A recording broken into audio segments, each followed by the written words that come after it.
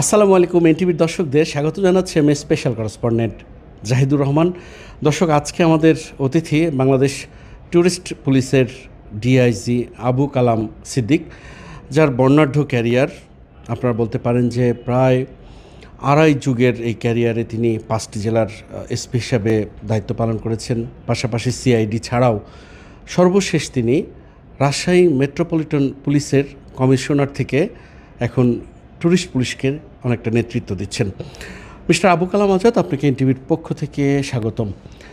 Tourist police নিয়ে মানুষের ভাবনাটা আস্তে আস্তে বিস্তৃত হচ্ছে। ট্যুরিস্ট পুলিশ গঠন হয়েছে 2013 সালে। এই 15 বছরে আপনারা ট্যুরিস্ট পুলিশকে কতটা পর্যটন বান্ধব আর পর্যটকদের আপনজন করতে পেরেছেন?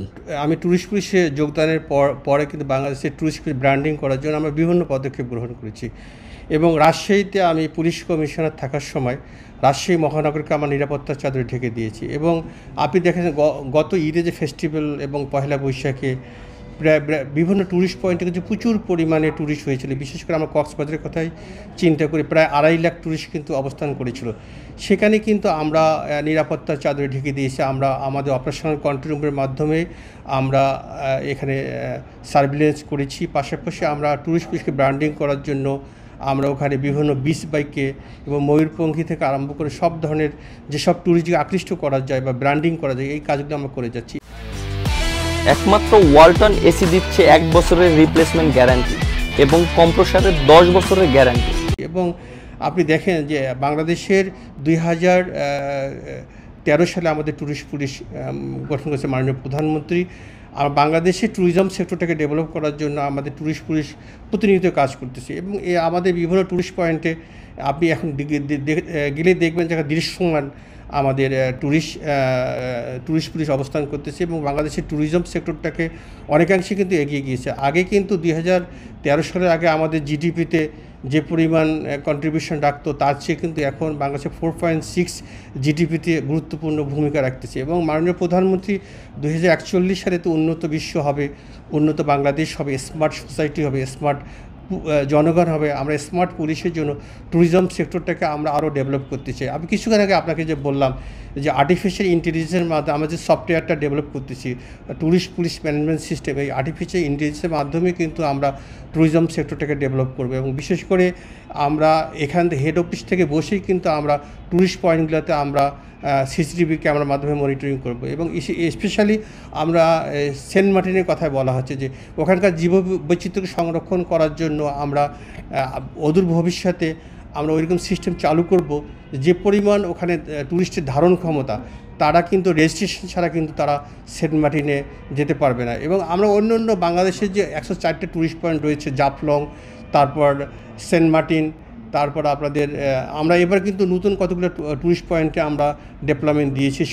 সাজেকে প্রচুর পরিমাণে কিন্তু ট্যুরিস্টরা যায়। এই ক্ষেত্রেও কিন্তু আমরা ওখানে নিরাপত্তা ব্যবস্থা জোরদার করেছি। পাশাপাশি আমরা পতেঙ্গা সি বিচে আমরা সিসিটিভি ক্যামেরা, কুয়াকাটায় সিসিটিভি ক্যামেরা দিয়ে আমরা ট্যুরিস্ট পুলিশের নিরাপত্তা চাদরে ঢেকে দিয়েছি। এবং পাশাপাশি আমাদের ভবিষ্যতে পরিকল্পনা রয়েছে যে আমাদের ট্যুরিজম সেক্টরটাকে যে আমরা ফ্লোরিশ করতে পারি, এটার পোটেনশিয়ালিটি যদি বাড়াতে পারি, জনগণ কিন্তু আকৃষ্ট হবে এবং যাতে করে আমাদের অর্থনৈতিক ক্ষেত্রে একটা গুরুত্বপূর্ণ ভূমিকা রাখবে। এবং আমরা চাই বাংলাদেশে 2030 সালে 10% কিন্তু জিডিপির আমাদের ম্যাক্সিমাম ট্যুরিজম সেক্টর থেকে আসবে। এবং পার্শ্ববর্তী দেশ মালয়েশিয়া, সিঙ্গাপুর এবং অন্যান্য শ্রীলঙ্কার কথা চিন্তা করে দেখেন, তারা কিন্তু ট্যুরিজম সেক্টর থেকে কিন্তু তারা কিন্তু একটা বড় ধরনের রেভিনিউ আসে। আমরা চাই যে 2041 সালে আমাদের ট্যুরিজম সেক্টরটা একটা ভালো ধরনের রেভিনিউ আমাদের কন্ট্রিবিউশন রাখবে। এই জন্য আমাদের ট্যুরিস্ট পুলিশ কাজ করে যাচ্ছেন এবং এদের সক্ষমতা বৃদ্ধি করার জন্য বিভিন্ন ট্যুরিজম বোর্ড রয়েছেন, তাদের সঙ্গে আমরা কাজ করতেছি। এবং আমরা সরকারকে বলেছি যে ট্যুরিস্ট পুলিশের জনবল বৃদ্ধি করতে হবে, সুযোগ সুবিধা বাড়াতে হবে আমাদের, যাতে করে আমাদের এটা একটা ওয়ান কাইন্ড ইনভেস্টমেন্ট খাত। যেমন ইন্ডাস্ট্রিয়াল পুলিশ, ট্যুরিস্ট পুলিশ, এটা গভর্নমেন্ট স্পেশালাইজ ইউনিট। এই ইউনিটগুলোকে যদি আমরা ফ্লোরিশ করতে পারি এবং এটার পোটেনশিয়ালিটি যদি বাড়াতে পারি, তাহলে কিন্তু আমাদের ট্যুরিজম সেক্টরটা ডেভেলপ হবে। ট্যুরিজম যদি আমরা বিদেশি ট্যুরিস্টকে আকৃষ্ট করতে পারি, আমাদের ডোমেস্টিক ট্যুরিস্ট আকৃষ্ট করতে পারি, এটা কিন্তু আমাদের একটা বাংলাদেশের রেভিনিউ ক্ষেত্রে একটা গুরুত্বপূর্ণ ভূমিকা রাখবে, এটা আমার বিশ্বাস। যাতায়াত ভাড়া নিয়ে, বিশেষ করে ট্যুরিস্ট এরিয়াতে হোটেলগুলোর ভাড়া, খাবার দাবারের দাম বেশি, তারপরে যে ছোট বাহনগুলো আছে তাদের যাচ্ছে তাই ভাড়া দাবি করা, এগুলো নিয়ে হরহামেশা ট্যুরিস্টদের একটা অভিযোগ থাকে। এইসব অভিযোগের প্রতিকারে আপনারা কি করছেন? যে বিগত যে ফেস্টিভ্যাল হয়েছে, এই ফেস্টিভ্যালে কিন্তু আমরা প্রতিটা হোটেল মালিক এবং যারা স্টেক হোল্ডারের সঙ্গে মিটিং করেছি, এই ঈদে কিন্তু আমাদের গত যে বিগত ঈদগুলো এখানে কিন্তু কোনো কমপ্লেন নেই। বিশেষ করে মাননীয় প্রধানমন্ত্রী ট্রেন চালু করার পরে প্রচুর পরিমাণে ট্যুরিস্ট কিন্তু আমাদের কক্সবাজারে যাচ্ছে, এবং এই ক্ষেত্রে কিন্তু আমরা স্টেক হোল্ডারদের সঙ্গে মিটিং করেছি, তাদের নিরাপত্তা ব্যবস্থা জোরদার করার জন্য হোটেল মোটেল মালিক সমিতি সকল স্টেক হোল্ডারদের সঙ্গে আমরা মিটিং করে তারা যেন ট্যুরিস্টদেরকে যেন কোনো ধরনের হ্যাসেল বা কোনো ধরনের, বা বিশেষ করে যেমন মৌসুমগুলোতে কিন্তু হোটেল মোটেল মালিক সমিতিরা তারা কিন্তু প্রচুর পরিমাণে ভাড়া বাড়িয়ে দেয়। এই ঈদে কিন্তু এবার হয়নি, এই বিগত ঈদে হয়নি, এবং আগামীতে যে ঈদুল আজহা হবে এই ক্ষেত্রেও কিন্তু আমরা একটা প্রিপারেশন রয়েছে, এবং সকল স্টেক হোল্ডারদের সঙ্গে আমরা মিটিং করব যে ট্যুরিস্টরা কিন্তু আমাদের নারায়ণ, ওদেরকে আমরা বলেছি যে নারায়ণ অতিথিকে যদি আমরা আপ্যায়ন করতে না পারি তাহলে আমাদের ট্যুরিজম সেক্টর কখনো ফ্লোরিশ হবে না, এটার পোটেনশিয়ালিটি বাড়াবে না। ভবিষ্যতে আমরা তাদেরকে বলেছি যে এদেরকে আপনার আপ্যায়ন করতে হবে, আপনারা কিন্তু এদের উপরেই কিন্তু আমাদের জীবিকা নির্ভর করে। সুতরাং আপনারা কিন্তু ট্যুরিস্টদেরকে আপনারা আপ্যায়ন করবেন, তাদেরকে আপনারা গলা কাটা দাম নেবেন না, যাতে করে ট্যুরিস্টরা যেন একবার আসার পর দ্বিতীয়বার না আসে। এবং যেহেতু আমরা তাদেরকে বলেছি যে আগে মানুষ কিন্তু বিভিন্ন ফেস্টিভ্যালগুলোতে নানার বাড়ি দাদার বাড়িতে বেড়াতে যায়, এখন কিন্তু ট্যুরিস্টরা দেখা যায় ডোমেস্টিক ট্যুরিস্টরা কিন্তু একটু টাকা পয়সা হলেই কিন্তু তারা কিন্তু বিভিন্ন ট্যুরিস্ট স্পটে যা তাদের পরিবার পরিজনকে নিয়ে খুব একটু আবার আরামদায়ক জার্নি করতে চায়। যেমন বিশেষ করে আপনি যে ভাড়ার কথা বলেন, এটা কিন্তু আমরা এই গত ঈদে কিন্তু এটা হয়নি, আমরা সবগুলো স্টেক হোল্ডারদের সঙ্গে কথা বলেছি এবং তাদের সঙ্গে মিটিং করেছি, সিরিজ আকারে মিটিং করেছি, কিন্তু এখন দে ফিল কমফোর্টেবল। এখানে আমাদের বিগত সময়তে আমাদের ডিএমপির কমিশনার মহোদয় ট্যুরিস্ট পুলিশে 1 বছর ছিলেন, উনি ট্যুরিস্ট পুলিশকে ব্র্যান্ডিং করার জন্য অনেকগুলো কাজ করেছেন। এই ধারাবাহিকতায় কিন্তু আমরা কাজ করতে যাচ্ছি যে আগামী 2041 সালে আমরা চাই যে ট্যুরিজম সেক্টরটা ফ্লোরিশ হবে, এবং মাননীয় প্রধানমন্ত্রী এবং আমাদের Bangladesh tourism board exclusive zone করতে চাচ্ছে বিদেশি পর্যটকদের জন্য। তারা আমাদের দেশে আসবে, আমাদের ট্যুরিজম যে বাংলাদেশের লংগেস্ট সি বিচ আমাদের কক্সবাজার, ম্যানগ্রোভ ফরেস্ট সুন্দরবন, এবং আমাদের সেন্ট মার্টিন দ্বীপ রয়েছে, আমাদের জাফলং রয়েছে, এবং আরও ভালো ভালো ট্যুরিস্ট পয়েন্ট রয়েছে। প্রচুর পরিমাণ ট্যুরিস্টরা কিন্তু প্রতি বছরই ওখানে বেড়াতে যায়। এতে করে আমরা দেখি যে বাংলাদেশের ডোমেস্টিক ট্যুরিস্ট কিন্তু আপনার অনেকাংশে বেড়ে গেছে। আগে কিন্তু পত্রপত্রিকায় আসতো না, এবার কিন্তু দেখা যাচ্ছে যে 2.5 লাখ ট্যুরিস্ট অবস্থান করতেছে কক্সবাজারে। আগে কিন্তু আমরা এরকম পত্রপত্রিকায় দেখতাম না। যেহেতু আমাদের ডোমেস্টিক ট্যুরিস্টের পরিমাণ বেড়ে গেছে, আমরা এই ক্ষেত্রে তাদের নিরাপত্তা জোরদার করার জন্য আমরা আর্টিফিশিয়াল ইন্টেলিজেন্স মাধ্যমে আমরা নতুন একটা সফটওয়্যার ডেভেলপ করতেছি। আমরা এখান থেকে কিন্তু আমরা তাদেরকে সার্ভিলেন্স করতে পারবো, মনিটরিং করতে পারবো, যেগুলো ক্রিমিনাল তারা কোনো ধরনের ক্রাইম ইনসিডেন্ট ঘটলে তাদেরকে আমরা তাৎক্ষণিক গ্রেপ্তার করতে পারবো। অনেক কিছু আমাদের এই ম্যানেজমেন্টের সফটওয়্যারের মধ্যে থাকবে। এবং পাশাপাশি আমরা হ্যালো ট্যুরিস্ট অ্যাপ চালু করতেছি, এটার মাধ্যমে আপনি কোনো ট্যুরিস্ট পয়েন্টে যাওয়ার আগে কী কী ধরনের সুযোগ সুবিধা আছে ওই হ্যালো ট্যুরিস্ট অ্যাপস থেকেই কিন্তু আপনারা এই সুযোগ সুবিধাগুলো নিতে পারবেন। আপনি বলছিলেন যে একটা বিশেষ সময়ে 2 থেকে 2.5 লাখ পর্যটক অবস্থান করেন নির্দিষ্ট একটি অঞ্চলে, সেক্ষেত্রে তো আপনার জনবলের একটা সংকট আছে। তো এত স্বল্প সংখ্যক ট্যুরিস্ট পুলিশ দিয়ে এত মানুষের কাভারেজটা কীভাবে সম্ভব? এই মুহূর্তে আপনার সামনে চ্যালেঞ্জগুলো কী কী?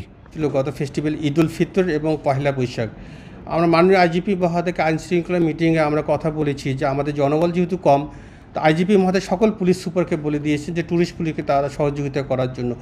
গত ফেস্টিভ্যালে তারা আমাদেরকে সহযোগিতা করেছে যাতে করে কোনো ধরনের ইনসিডেন্ট ঘটেনি। আমাদের একটা চ্যালেঞ্জ রয়েছে আমরা মনে করি, তারপরেও কিন্তু ট্যুরিস্ট পুলিশ কিন্তু আপনি দেখেছেন কক্সবাজারে তো আপনি কিছুদিন আগে ঘুরে এসেছেন, আমাদের 24 ঘন্টা কিন্তু ট্যুরিস্ট পুলিশ ওখানে কিন্তু আমাদের ট্যুরিস্টের নিরাপত্তায় কিন্তু নিয়োজিত হবে। ইভেন আমাদের মাননীয় সচিব মহোদয়, বেসামরিক বিমান পর্যটক সচিব মহোদয়, উনি কয়েকদিন আগে বেড়াতে গিয়েছিলেন কক্সবাজারে, উনি বলেছেন যে ট্যুরিস্ট পুলিশ এখন রাত্রিবেলার মানুষ 3টার সময় রাত 4টার সময় কিন্তু মানুষ সিবিসি কিন্তু অবাধে চলাফেরা করতে পারে। আমরা যখন আমি স্টুডেন্ট অবস্থায় তখন কক্সবাজারে গিয়েছিলাম, সন্ধ্যার পরে কিন্তু আমরা সিবিসি যেতে পারতাম না, ওখানে ছিনতাই হতো, চাঁদাবাজি হতো, রাহাজানি হতো। এখন কিন্তু মানুষ 24 ঘন্টা কিন্তু ট্যুরিস্ট পয়েন্টে যেতে পারতেছে ডিউ টু এই যে ট্যুরিস্ট পুলিশের সক্ষমতা বৃদ্ধি। এবং আমরা আরও স্বরাষ্ট্র মন্ত্রণালয়, মাননীয় প্রধানমন্ত্রী এবং পুলিশ হেডকোয়ার্টারের মাধ্যমে আমরা জানি যে আমাদের ট্যুরিস্ট পয়েন্ট নিরাপত্তা করার জন্য ট্যুরিস্ট সক্ষমতা বৃদ্ধি করা দরকার, জনবল বাড়ানো দরকার, আমরা সরকারকে অবহিত করেছি। বিক্ষিপ্তভাবে ধর্ষণ, ছিনতাই, মাদক এইসব নানা রকম ঘটনার খবর পত্রিকায় আসে, এগুলো নিয়ন্ত্রণে আপনাদের ভূমিকা কী? এই দুই একটা ইনসিডেন্ট তো ঘটবে। মনে করেন আমরা বিশেষ করে আমাদের যেগুলো বড় বড় ট্যুরিস্ট পয়েন্টে আমাদের বিশেষ করে এগুলো ক্ষেত্রে কিন্তু আমরা স্পেশাল অ্যাটেনশন দিয়ে থাকি। যেমন কক্সবাজারে কিন্তু এবার আমরা এক্সট্রা ডেভেলপমেন্ট দিয়েছিলাম। আমরা বাইরে যেসব লেস ইম্পর্টেন্ট জায়গা ছিল ওখান থেকে আমরা উইথড্র করে আমরা গুরুত্বপূর্ণ জায়গাতে আমরা ডেভেলপমেন্ট দিয়েছি এবং এই সব টুকটাক ইনসিডেন্টগুলো ঘটে যায়। বিশেষ করে আমাদের কক্সবাজারে ছিনতাই হয়, এটার জন্য আমরা ছিনতাইকারীকে গ্রেপ্তার করেছি এবং জেলা পুলিশের সহযোগিতা নিয়েছি। আমরা আবার বিশ্বাস করি যে আমাদের অনেকাংশে কিন্তু গত ঈদে আমাদের ফেস্টিভ্যাল পয়লা বৈশাখ ছিল, আমাদের ঈদুল ফিতর ছিল, কোনো ধরনের প্রবলেম হয়নি, কোনো ধরনের ইনসিডেন্ট ঘটেনি। আমরা পর্যায়ক্রমে কিন্তু আমরা এটা সার্ভিলেন্স করি, আমাদের সকল অফিসাররা কিন্তু ওই সময় দায়িত্বে নিয়োজিত থাকি। এই ক্ষেত্রে কিন্তু আমাদের দেখা যাচ্ছে আমরা ট্যুরিস্ট পুলিশ কিন্তু আমরা কাজ করে যাচ্ছি। ট্যুরিস্ট পুলিশে যারা তৃণমূলে আছেন মাঠ পর্যায়ে, তাদের অনেকের মধ্যে এই বাহিনীতে কাজ করার ব্যাপারে একটা অনাগ্রহ থাকে এবং তারা মনে করে যে তাদেরকে ট্যুরিস্ট পুলিশের বিভিন্ন স্পটে যখন পাঠানো হয় যে অনেকটা পানিশমেন্ট পোস্টিং তারা মনে করে।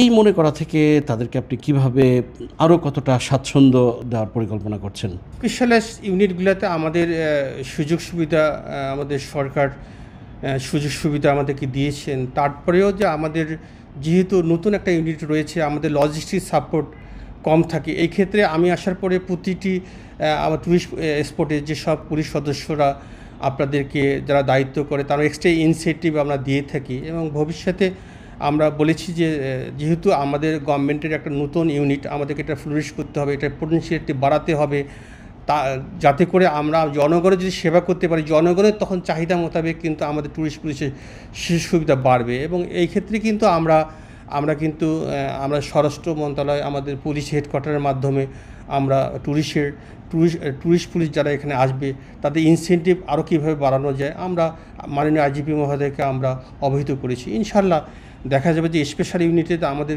লজিস্টিক সমস্যা থাকতে পারে, যেমন আমাদের নিজস্ব বিল্ডিং নাই, নিজস্ব স্ট্রাকচার নাই, আমরা কিন্তু ভাড়া বিল্ডিং এখন অবস্থান করতেছি। ইনশাল্লাহ অদূর ভবিষ্যতে আমাদের সক্ষমতা বাড়বে। যেমন ইন্ডাস্ট্রিয়াল পুলিশ এখন কিন্তু তাদের সক্ষমতা কিন্তু তারা বেড়েছে এবং তারা মানে যেহেতু এটা আমাদের ওয়ান কাইন্ড অফ ইনভেস্টমেন্ট খাত এবং ট্যুরিস্ট পুলিশ গভর্নমেন্টের একটা ইনভেস্টমেন্ট খাত। এখানে কিন্তু প্রচুর পরিমাণ ডোমেস্টিক ট্যুরিস্টরা বাংলাদেশে বিভিন্ন জায়গায় দেশে বিদেশিরা আসতেছে, তাদের নিরাপত্তার জন্য আমরা ট্যুরিস্ট পুলিশ কাজ করতেছি। ইনশাল্লাহ দেখা যাবে যে আমাদের যদি এভাবে কাজ করতে থাকি তাহলে সরকার অবশ্যই আমাদের ট্যুরিস্ট পুলিশ সক্ষমতা বাড়াবে এবং আমাদের অফিসাররা তারা সুযোগ সুবিধা আমরা যতটুকু দিচ্ছি আমাদের পক্ষ থেকে ইনশাল্লাহ এটা ভবিষ্যতে আরও বাড়বে, এটা আমার বিশ্বাস। সৈকতে প্রখর রৌদ্র এবং বালুতে যে তাপ থাকে, সেখানে একজন ট্যুরিস্ট পুলিশের একজন কনস্টেবল থেকে এসআই মর্যাদার কর্মকর্তারা টানা 12 ঘন্টা ডিউটি করছেন। এটা কি আপনার কাছে অমানবিক মনে হয় না? আমরা ল এনফোর্সিং এজেন্সির সদস্য, বুঝতে পারছেন, বাংলাদেশের দেখেন ট্রাফিক পুলিশরা রোদ্রে বৃষ্টিতে ভেজে কিন্তু কাজ করতেছে। এটা কিন্তু আমাদের চ্যালেঞ্জ মোকাবেলা করার জন্য আমরা শপথ গ্রহণ করি কিন্তু আমরা এই ডিপার্টমেন্টে এসেছি। আমরা যখন ফিল্ডে কাজ করেছি আমাদের তো ঘন্টা আমরা কখনো বিবেচনা করতাম না। কখন যে আমরা পার্বত্য এলাকায় আমি পুলিশ সুপার ছিলাম তখন কিন্তু আমরা সারা রাত ধরে অপারেশন করেছি, সারাদিন ধরে অপারেশন করেছি। এই জিনিসটা আমার কাছে মনে হয় না। আমরা চ্যালেঞ্জ নিয়ে তো আমি এই ডিপার্টমেন্টে এসেছি, আমাকে তো কাজ করতেই হবে। আপনি রোদ্রে বৃষ্টিতে সব জায়গায় তো আমাদের দায়িত্ব পালন করতে হবে। এই জন্য আমি বাংলাদেশের 26টা ইউনিটে আমি চাকরি করেছি। আউজান ফটিশ্বরী, রাঙ্গুনিয়া, হাটাজে সার্ভিস পেয়েছিলাম। তখন তো 2000 সালে তখন সন্ত্রাসী কবলিশ, তখন আমরা অপারেশন করেছি পাহাড়ে। এটা তো আমাদের বিভিন্ন চ্যালেঞ্জ নিয়ে তো আমাদেরকে চাকরি করতে হয়। সুতরাং আমাদের এখানে কিন্তু ট্রাফিক পুলিশ কিন্তু আমাদের দেখেন 8 ঘন্টা সবাই ডিউটি করে। আমাদের ওই আপনি যেমন আপনি যখন দেখবেন আপনাদের কী বলে সি বিচে যখন প্রচুর রোদ পড়ে তারপরেও ট্যুরিস্ট পুলিশ আমাদের কাজ করে যাচ্ছে। এটা আমাদের এটা দায়িত্বর অংশ হিসেবে আমরা কাজ করে থাকি। এটা করতেই হবে, কারণ আমরা চ্যালেঞ্জ মোকাবেলা করার জন্যই তো আমি এই পুলিশের চাকরিতে আমি এসেছি এবং আমি শপথ গ্রহণ করেছি যে এই ডিপার্টমেন্ট আমাকে এভাবে কাজ করতে হবে। সেন্ট মার্টিনে আপনাদের পরিকল্পনা কি? সেন্ট মার্টিনে আমাদের ভবিষ্যৎ পরিকল্পনা রয়েছে। এখানে আমাদের সরকারি নির্দেশনা রয়েছে আগামী জীববৈচিত্র্যকে সংরক্ষণ করার জন্য সেন্ট মার্টিন দ্বীপকে যদি আমরা সাস্টেইন করতে চাই, তাহলে অবশ্যই আমাদেরকে সে অ্যাব্রো যে বিল্ডিংগুলো রয়েছে আমরা মন্ত্রণালয়ের সঙ্গে কথা বলেছি এগুলো অনুমোদন না দেওয়ার জন্য, বিশেষ করে এখানকার জীব বৈচিত্র্যকে সংরক্ষণ করার জন্য এখানে ট্যুরিস্টদেরকে আমাদের রেস্ট্রিক্টেড করতে হবে। আমরা যেমন বিদেশে আপনি গেলে কিন্তু আমাদের রেজিস্ট্রেশন করে ট্যুরিস্ট পয়েন্টগুলোতে যেতে হয়। আমরা অদূর ভবিষ্যতে কিন্তু সেন্ট মার্টিনে আমরা রেজিস্ট্রেশন সিস্টেম চালু করব। যারা রেজিস্ট্রেশন থাকবে তারাই শুধু যেতে পারবে। পর্যায়ক্রমে সবাই হয়তো বা আজকে মনে করেন 10,000 ট্যুরিস্ট সেন্ট মার্টিনে যাবে, তাদের রেজিস্ট্রেশন থাকলে তারা যাবে। সেখানে যদি বেশি পরিমাণে ট্যুরিস্ট যায় সেই ক্ষেত্রে কিন্তু আপনাদের বিশেষ মানে ময়লা আবর্জনা তারা বিভিন্নভাবে করে। এক্ষেত্রে কিন্তু আমরা কক্সবাজারে কিন্তু এটা ক্লিন করেছি। আপনি দেখেছেন যে কক্সবাজার খুব নাইস এনভায়রনমেন্ট রাইট নাও। আপনার দেখা যাচ্ছে যে কক্সবাজারে কিন্তু আমরা পরিষ্কার পরিচ্ছন্নতার দিক থেকে কিন্তু আমরা জেলা প্রশাসক, আমাদের পুলিশ সুপার এবং আমাদের ট্যুরিস্ট পুলিশ আমরা কিন্তু সবাই যৌথভাবে কাজ করে কোঅর্ডিনেশন মিটিং হয়ে আমরা কাজ করে যাচ্ছি। এবং অন্যান্য বিশেষ করে সেন্ট মার্টিনের ক্ষেত্রেও কিন্তু আমরা ওই ধরনের ব্যবস্থা গ্রহণ করব, যাতে অদূর ভবিষ্যতে আমরা এই সেন্ট মার্টিন দ্বীপটাকে যাতে আমরা রক্ষা করতে পারি, তাহলে আমাদের আরও ট্যুরিজম সেক্টরটা আরও ডেভেলপ হবে। ট্যুরিস্ট পুলিশের কর্মকর্তারা বিভিন্ন হোটেল রেস্তোরাঁর সাথে চুক্তি করেছে যে সেখানে পুলিশ সদস্যদের প্রায় সর্বোচ্চ 50% পর্যন্ত ডিসকাউন্ট সুবিধা। তো সাধারণ ট্যুরিস্টদের ব্যাপারে এরকম কোনো পরিকল্পনা আছে? সাধারণ ট্যুরিস্টদের ব্যাপারে আমরা বলতে পারি, তারা কর্পোরেট মিটিং করলে তাদের সঙ্গে যদি তারা বড় টিম যখন যায়, যেমন ফরেনার যখন টিম যায়, যখন কর্পোরেট লোকরা বিদেশি ডেলিগেট নিয়ে যায়, তারা তো অবশ্যই তাদের কাছে ডিসকাউন্ট পায়। এবং ট্যুর অপারেটাররা তারা তো আপনাদের বিভিন্ন হোটেলের সঙ্গে তাদের কন্ট্যাক্ট থাকে। যে বাংলাদেশের যারা হোটেল মোটেল মালিক সমিতি যারা রয়েছে তারা আমাদেরকে বলে স্যার আমরা সবসময় ডিসকাউন্টের ব্যবস্থা করি, পিক আওয়ারগুলোতে তারা ডিসকাউন্টের ব্যবস্থা করে না। আমরা বলছি যে ঠিক আছে, আপনাদের ডিসকাউন্টের ব্যবস্থা করার দরকার নেই, আপনারা যে সময় যে ভাড়াটা সারা বছর যেটা নেন সেই সময় সেই ভাড়াটা নেবেন, যাতে করে আমার ট্যুরিস্টে কিন্তু স্বাচ্ছন্দ্যে দিয়ে কিন্তু তারা কিন্তু আতিথ্যতা নিতে পারে আপনাদের। এটা কিন্তু আমি একদম স্ট্রিক্টলি বলেছি, কক্সবাজারে স্টেক হোল্ডার স্ট্রিক্টলি বলেছি, কারণ আমি পেশাদারিত্বের সঙ্গে জব করি, এই পেশাদারিত্বের সমন্বিত রেখেই কিন্তু আমি কাজ করে যাচ্ছি। আমি তাদেরকে বলি যে ভাই আপনি যদি কাউরে গলা কাটেন, আপনার তো ট্যুরিস্ট হচ্ছে, আপনার তো অতিথি, তার অতিথিকে এন্টারটেনমেন্ট করতে হবে। আপনি 10,000 টাকার ভাড়া আপনি 15,000 টাকা নিলে এটা কেমন জিনিস? এটা তো হলো না। তারা কিন্তু এবারে এই গত ঈদে কিন্তু তারা কিন্তু ট্যুরিস্টের কাছ থেকে তেমন কিছু তারা গলা কাটা কোনো ভাড়া নেয়। তারা প্রতি বছর অ্যাজ ইউজুয়াল যে ভাড়াগুলো হয় সেই ভাড়াগুলো তারা নিয়েছে, এবং তারা অফ সিজনে কিন্তু তারা 50% 20% ডিসকাউন্ট কিন্তু তারা দিয়ে থাকে। আপনি 17 ব্যাচের একজন কর্মকর্তা, আপনার বেড়ে ওঠা শৈশব কোথায় কেটেছে? এটা তো আসলে ব্যক্তিগত প্রশ্ন। তারপরেও আমি আমার গভর্নমেন্ট স্কুলে, আমার বাবা প্রাইমারি স্কুলে হেডমাস্টার ছিলেন। বাবার স্কুল থেকে আমি গভর্নমেন্ট স্কুলে ভর্তি, সৈয়দপুর বিজ্ঞান কলেজ, ওখানে 6 থেকে ইন্টারমিডিয়েট পর্যন্ত লেখাপড়া করেছি। আমার উত্তরবঙ্গের সবচেয়ে নাম করা, এবার মেডিকেলে 40 জন স্টুডেন্ট চান্স পেয়েছে ঢাকা বিভিন্ন মেডিকেল কলেজে, বুয়েটে 20 জন। ওই স্কুল থেকে আমি লেখাপড়া করেছি, সৈয়দপুর বিজ্ঞান কলেজ সৈয়দপুর। ওখান থেকেই আমি বেড়ে ওঠা, ওখানে ক্লাস 6 থেকে ইন্টারমিডিয়েট পর্যন্ত পড়েছি। তারপর ঢাকা ইউনিভার্সিটি থেকে আমি অনার্স মাস্টার্স করেছি। এই আমার শৈশবকাল কেটেছে, এবং আমি সৈয়দপুরেই বেশি সময় কাটিয়েছি। জন্ম কোথায়? জন্ম হচ্ছে নীলফামারী সদরেই। আপনার কি স্বপ্ন ছিল ছোটোবেলা থেকে এরকম পুলিশ কর্মকর্তা হবেন? যখন আমি ঢাকা ইউনিভার্সিটিতে ভর্তি হইলাম তখন আমাদের বড় ভাইরা দেখতাম যে BCS অফিসার হচ্ছে। স্বপ্ন তো আসলে মানুষের স্বপ্ন থাকতেই হয়, স্বপ্ন যদি না থাকে ইউ ক্যান নট প্রসিড। প্রতিটি মানুষের স্বপ্ন থাকতে হবে, ডেস্টিনেশন থাকতে হবে। ডেস্টিনেশন ছাড়া তো আপনি সামনে এগোতে পারবেন না। আমার স্বপ্ন ছিল আমার পুলিশ অফিসার হওয়া, আমি দেশের মানুষের সেবা করার জন্য স্বপ্ন ছিল। আমি ফার্স্ট চয়েস হিসেবে দিয়েছি। আমি 98 সালে আমি সার্ভিসে জয়েন করেছি। আমি অনার্স দিয়ে এপিআর দিয়ে কিন্তু BCS দিয়েছিলাম। তো আল্লাহ কি অশেষ মেহেরবান, এপিআর দিয়ে হয়েছে, পরে অনার্স হয়েছে, তারপর মাস্টার্স ডিগ্রি করলাম ইউনিভার্সিটি থেকে, এই চাকরিতে জয়েন করলাম। এই তো আমার শৈশব জীবন।